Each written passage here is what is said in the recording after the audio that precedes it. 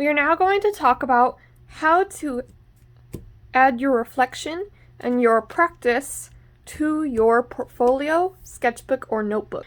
So you should each have your own sketchbook with your name on it. And what you're going to do is, when you open it, you should have pages inside. So these pages have boxes. It's okay if you can't read them yet. And you're going to go to a new one for today. But right now, we are going to talk about reflection and adding in our activity space. So if we did a specific type of activity that we're now reflecting on, that we're going to add to our sketchbook, what we need to do is we need to take our paper.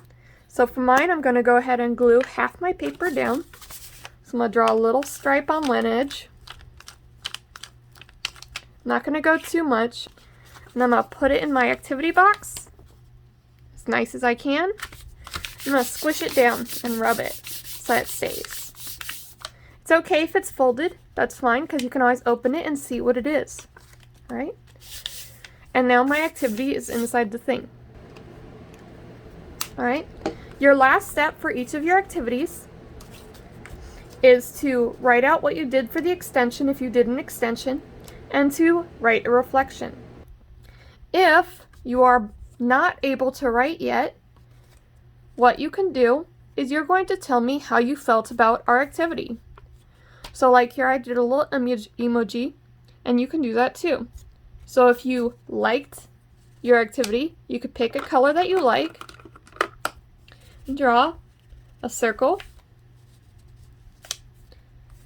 for the head, and then you can draw the little face. So if you liked it, you might put a big smiley face. So if it made you sad, if you had a hard time and it was really, really hard to do, you could draw a sad face with little tears. Because that's okay. Sometimes if things are too hard, they make us sad. If it was really hard and it made you frustrated, or you really didn't like it, you can draw an angry face. And that lets me know that you need more help next time, so that the activity is not so hard for you. Alright? And then in your reflection, you're going to do the emoji or writing that reflects how you feel about our activity. So I thought this project activity was kind of silly because we got to make lots of cool new colors. So I'm going to put a silly face. Right? So go ahead and do that. Make sure you write the date. The final piece of any activity is to compare it to our learning checklist. So on the back of your sketchbook, if you close it, on the front is your name, on the back is a checklist. It might have pictures to go along with our learning activity. So today, we might have done our color theory, so mixing with paints and other colors.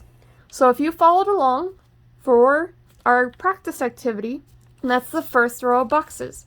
So most of you should have resisted your outlines with crayon, so that when you did the activity, they resisted the paint.